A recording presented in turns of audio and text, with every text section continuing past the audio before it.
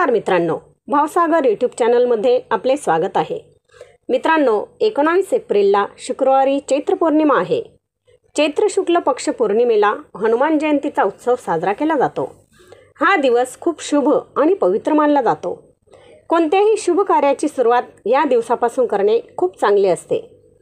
धर्मशास्त्रानुसार हनुमानजींचे आणखी एक नाव आहे, ते खूप जणांना माहीत नाही। त्यांचे बालपणीचे नाव मारुती हे होय। हनुमान जयंतीला काही विशेष योग जुळून येत आहेत आणि या योगामुळे या दिवशी हनुमानजींची पूजा केल्याने हनुमानजींची विशेष कृपा आपल्याला प्राप्त होणार आहे। हनुमानजींचा आशीर्वाद प्राप्त होण्यासाठी प्रत्येक व्यक्ती मंदिरात जाऊन त्यांची पूजा अर्चा करतात। या दिवशी चित्रा नक्षत्र आहे, पौर्णिमेचा दिवस आहे आणि हर्षल नामक योग बनत आहे। त्याबरोबरच शुक्रवारही आहे। अशा या सर्व संयोगामध्ये अशा कोणत्या राशी आहेत ज्यांच्यावर भगवान हनुमानांची कृपादृष्टी राहणार आहे ते आता आपण बघूयात।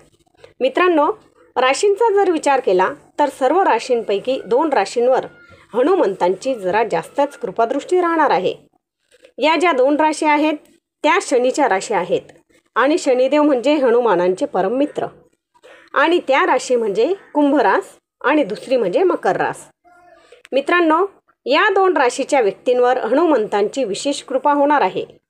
जर या 2 राशीच्या व्यक्ती हनुमान जयंतीच्या दिवशी रामचरितमानसमधील उत्तरकांडचं वाचन करतील किंवा रामचरितमानसमधील किष्किंधाकांडचं वाचन करतील तर त्यांच्यावर हनुमंताची कृपादृष्टी पडेल आणि हनुमंताला डाळीच्या पिठाची बुंदी बनवून तिचा नैवेद्य दाखवावा, हे त्यांच्यासाठी खूपच लाभदायक ठरेल।